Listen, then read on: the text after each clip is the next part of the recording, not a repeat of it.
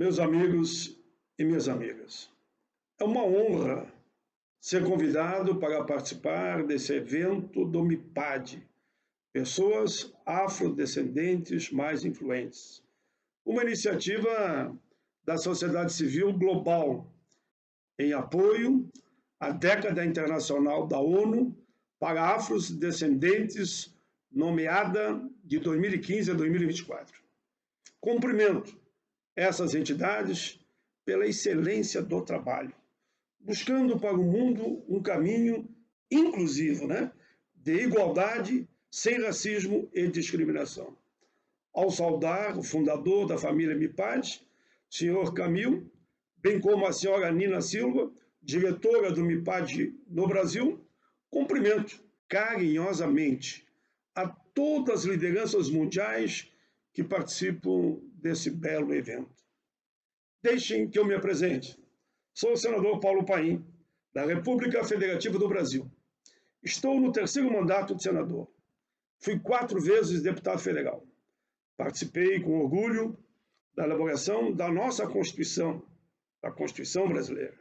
Presido pela terceira vez a Comissão de Direitos Humanos e Legislação Participativa do Senado Federal. Confesso que trago nos lanhos da minha alma e da minha pele negra os gritos dos meus antepassados que vieram da África. Tenho a esperança do sol, o desafio das montanhas, a inquietude e a rebeldia dos rios desse continente de além-mar. Eu vim do sul do Brasil, do Pampa Gaúcho, terra do índio Sepete Araju, de João Cândido, do Almirante Negro. Senhoras e senhores, o planeta Terra é a nossa casa. Sim, a nossa casa, onde vivemos e exercitamos essa maravilhosa experiência chamada vida. Por isso, devemos fortalecer a absoluta necessidade de cuidar dela, protegê-la e respeitá-la. É a partir desse sentimento e espírito que devemos avaliar todas as graves questões que atingem a humanidade. A falta de solidariedade, a violência, da fome, da miséria, a insensatez das guerras, a destruição do meio ambiente. Cuidar da nossa casa é compreender que tudo está conectado. Pessoas, diversidade, natureza, democracia, justiça, direitos humanos, economia e bem-estar social. A felicidade da humanidade está ligada de forma íntima e coletiva à consciência dos governos. Todos nós vivemos sobre o mesmo teto, na mesma casa. Por isso, senhoras e senhores, o Brasil passa por um dos piores momentos da sua história e eu tenho que falar, a Constituição e a democracia sofrem ataques. Direitos e conquistas do nosso povo são alvo de impiedosos e governos sem compromisso humanitário. A escravidão se perpetua até hoje, na falta de vida digna, na fome, na pobreza, no desemprego, no descaso com a saúde e a educação, no ódio, na violência, que elimina crianças, jovens, mulheres, na violência policial, na saga dos desempregados, do sem-teto, do sem-terra, dos desesperados e dos desgarrados. O racismo estrutural da sociedade brasileira discrimina, açoita pelo olhar, mata pela cor da pele, destrói vidas. Somos 56% da população desse país. A grande maioria é pobre, vive nas periferias e favelas. Temos a maior concentração de renda do mundo. Em 2018, 76% dos assassinatos no país foram de negros. 68% entre as mulheres assassinadas. De 2008 a 2018, os homicídios tiveram um aumento de 11,5% para os negros, enquanto que os não negros diminuiu 12,9%.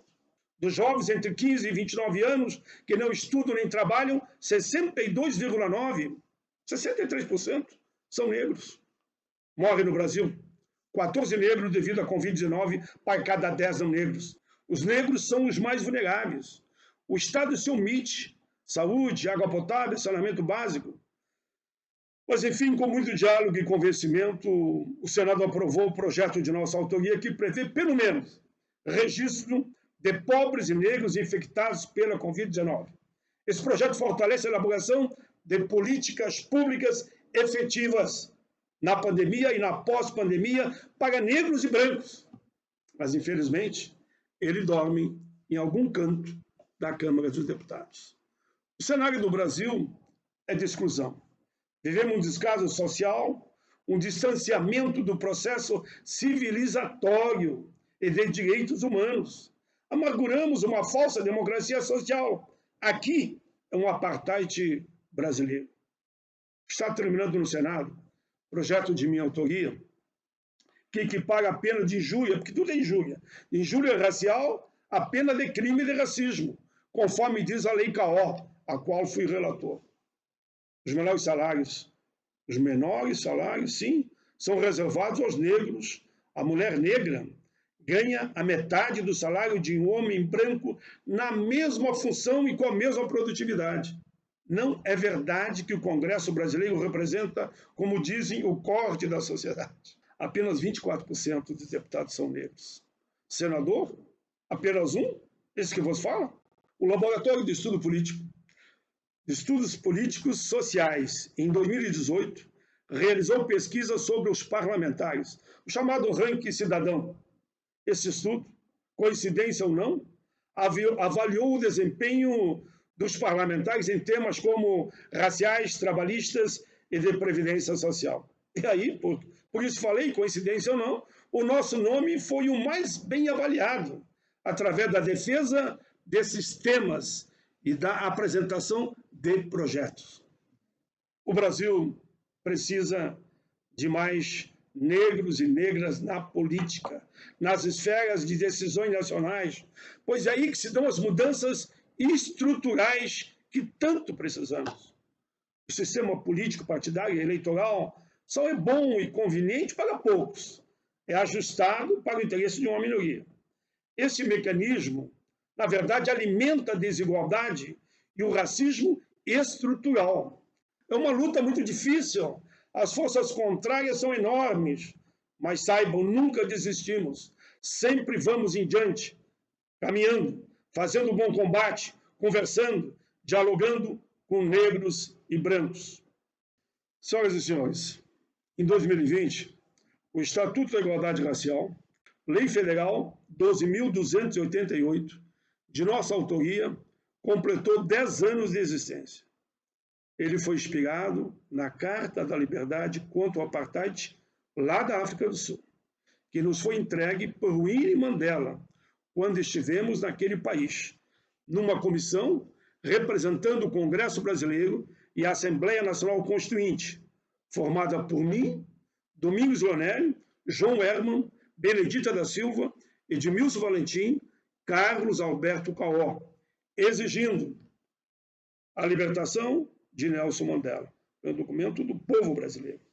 O documento que recebi das mãos da Winnie Mandela trazia esperança e novos tempos para a África do Sul e para o mundo. Igualdade de direitos, vida digna, trabalho justo, distribuição de renda.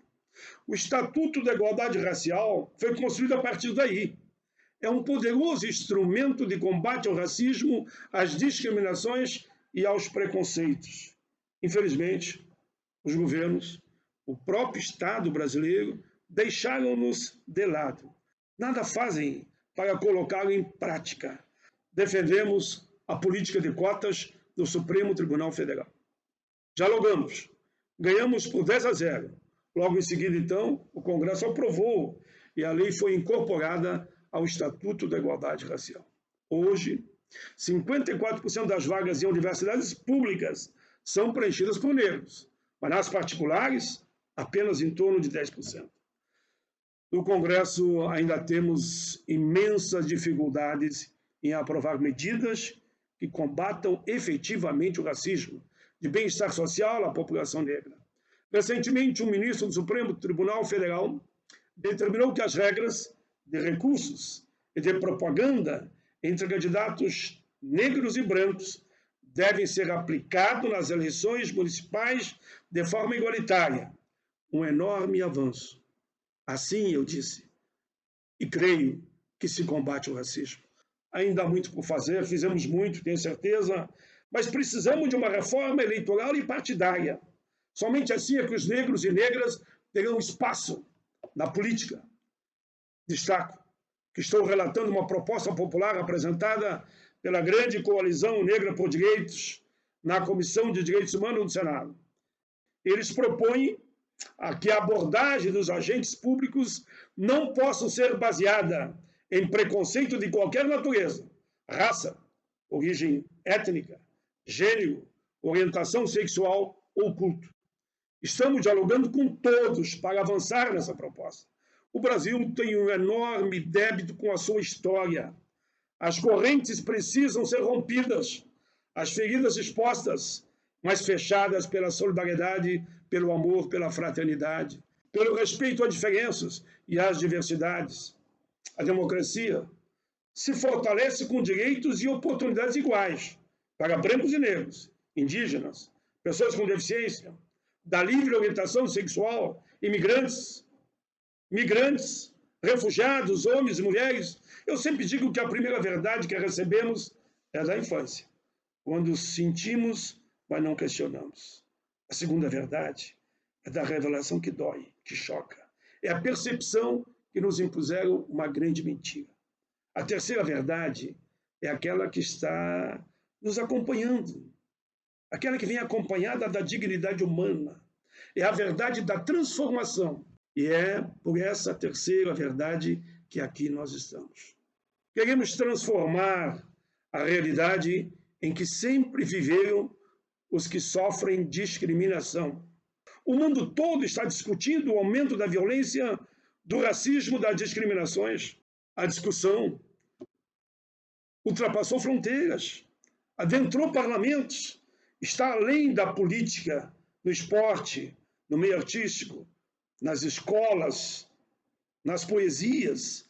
É preciso levar adiante essa discussão, denunciar, dizer ao mundo que é necessário dar um basta ao racismo, dizer que é preciso solidariedade entre as pessoas, os povos, os países. A humanidade só evolui com respeito e amor, paz, felicidade, justiça social. Outro mundo é possível, sem racismo, sem fome e miséria. Penso eu que o Brasil tem um enorme desafio pela frente para com o continente africano, com os países das Américas, da Europa e dos demais continentes, que comungam dos mesmos pensamentos de integração global, de forma respeitosa e soberana. É fundamental trocar experiências de combate ao racismo, fazer intercâmbios. A internet, as redes sociais, as tecnologias estão aí para ajudar. Temos que ser solidários. As relações diplomáticas devem incentivar a aproximação dos países, estimular a convivência, a boa vizinhança, respeitando mutuamente a política externa de cada um, aumentar e diversificar os conteúdos econômicos, comerciais, financeiros, científicos, educacionais, turísticos. A cultura é o melhor caminho para abraçar e fazer das nossas insignificâncias grandes atos de integração e amorosidades, buscando com a junção de forças crescimento e desenvolvimento sustentável, social e econômico. Senhores e senhoras, nós negros temos história, raiz, berço. Não podemos baixar a cabeça. Somos altivos na esperança e na dor. Lutamos ao longo da nossa vida contra o racismo. Defendemos os quilombolas, os indígenas, os imigrantes brancos e negros, o que, creio eu, que um país, para ser uma nação, precisa olhar para todo o seu povo. A história de resistência do povo negro no Brasil tem que ser contada. A lei sobre a história e a inclusão da cultura afro-brasileira já foi aprovada há muito tempo e foi implantada em somente 25% dos municípios brasileiros. Referencio aqui agora a luta dos Zumbi dos Palmares, assassinado por ter desafiado o poder existindo liberdade e justiça. Foi esquartejado. Lembro aqui a saga dos lanceiros negros na Guerra dos Farrapos, enganados, traídos e massacrados em vez de libertos. Por fim, quero falar de um grande homem, um homem do Brasil, mas do mundo, que combateu e fez a boa luta contra o racismo. Falo do ex-senador Abdias Nascimento, falecido no ano de 2011. No ano de 2009, lembro quando Abdias completou 95 anos. O Ministério de Relações Exteriores do Brasil, conhecido como Itamaraty, fez uma homenagem a ele, em um evento internacional. Eu fui convidado para representar o Parlamento brasileiro. Emocionado, naquela noite escrevi um poema a Abdias e fui lá e recitei este poema que escrevi em homenagem a esse grande homem. Eu disse: Abdias, um homem à frente do seu tempo. Tua vida, Abdias, foi dedicada a essa causa. A nossa causa, a causa da nação negra. Meu velho e querido Abdias, o nosso povo é de contar em versos e prosa a tua história. A história de um guerreiro, a história de um lutador. Ah, os poetas. Os poetas hão de lembrar de Abdias.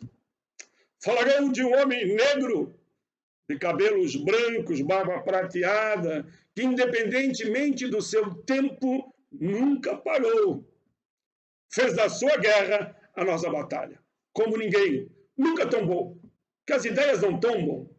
Foi dele e é nossa a bandeira da igualdade, da justiça e da liberdade. Que as gotas de sofrimento arrancadas do teu corpo, Abdias, se tornem pérolas, luzes, estrelas a iluminar a jornada do nosso povo, da nossa gente. A rebeldia das suas palavras, que somente os guerreiros ousam, estão sim gravadas na história da humanidade, nos nossos corações e nas nossas mentes. Viva o povo negro! Viva o Brasil! Viva o planeta Terra! Viva a casa de todos nós!